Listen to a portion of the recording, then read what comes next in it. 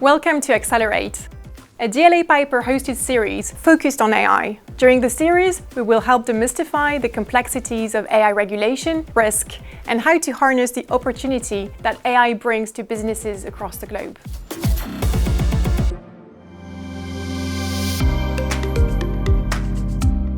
Hi, I'm Imran Syed. I'm a technology partner and AI lawyer at DLA Piper. Today I'm going to talk about contracting for AI. I'm going to start by talking about why should we think about AI differently in the contract process. What makes it different as a technology? Second, I'm going to talk about the contracting models. What are we seeing in the market around AI contracting? And then finally, I'm going to reflect around best practice for managing risk during the contracting process. So let's start with why AI is different. Why should we think about AI as a technology that should be treated differently when you contract for it versus the old way of contracting? And I like to think about it in terms of the old world and the new world of AI. So in the old world, you might have a contract based on two rough premises. So you might have a services contract where people are delivering the services. So an individual is responsible, so a human being, somebody autonomous, creative, fallible, someone who can produce unpredictable results, but ultimately is doing so as an individual. So risk and risk management is thought about in terms of individuals, in terms of people. And a second example is technology contracts. So you might see a contract for software, for example, where the output is necessarily more predictable. That's how we come to see technology. And it's autonomous. So it can operate at scale, unlike an individual. It can produce lots and lots of output, but it can do so reliably, consistently.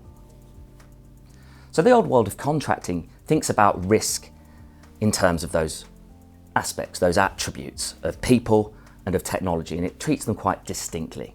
And take an example. In a call center, you might have a person picking up a phone. They might be measured on accuracy or their ability to resolve a query first time.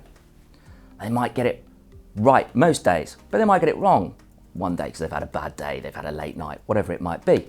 But ultimately the risk is contained to that individual. It's unlikely to be all of your people getting it wrong in the same way on the same day. Now let's say you replace that service with an AI chatbot. So AI chatbots introduce a new type of risk. You have a technology which is like a human being, adaptable. Like technology, it's autonomous, it operates on its own, and it does it at scale. So it can produce creative but also unpredictable results, which means it might be better quality at the lower levels, less lower grade errors, but when it gets it wrong, it could get it really wrong and it could do it at scale. And that introduces a new type of risk into your process of contracting. And that's why you should look at those issues differently in your contracts with those third parties.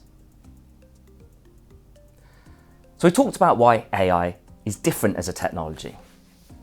So what are we seeing in the market for how to contract for AI? What models are there? So broadly speaking, I look at this as a spectrum. So at one end of the scale, you might have a bespoke AI solution. Somebody's building a new AI model for you, or it's perhaps an incidental part of a broader service, like an outsourced service and is used to drive efficiency. So in those examples, you are likely to see more latitude for negotiation.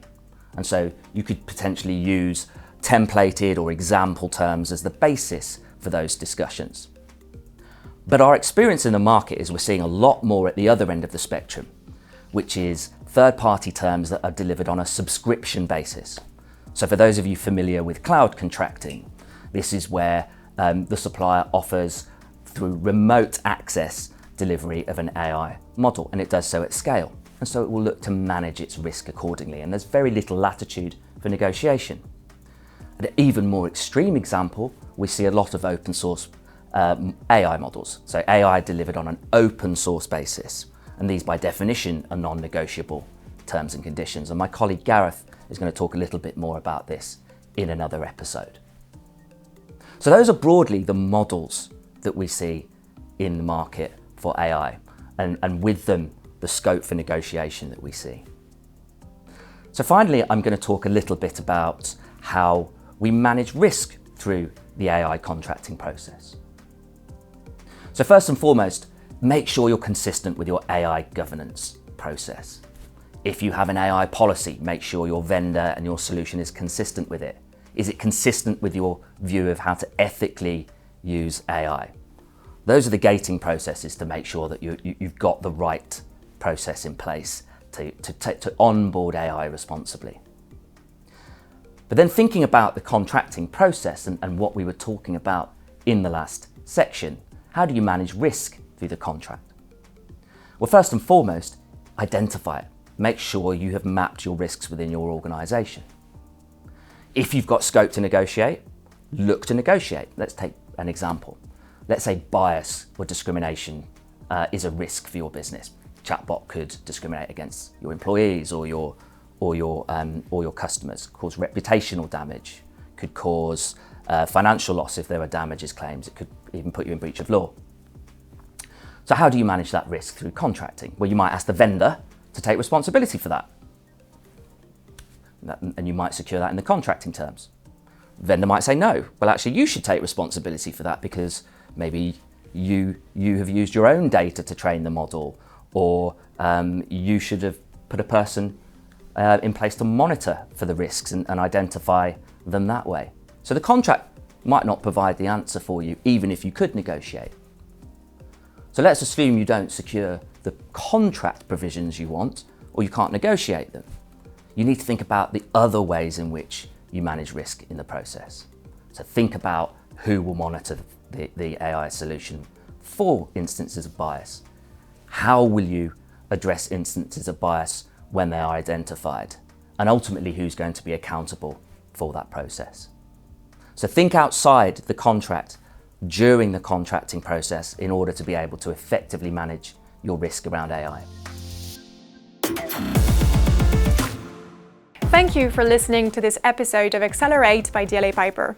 For more on AI, check out our YouTube channel for more videos like this and click subscribe to stay informed. You can also take a look at our AI focus page, dlapiper.com, for further insight and thought leadership, and get in touch direct to discuss how we can support you in navigating the complexities of AI.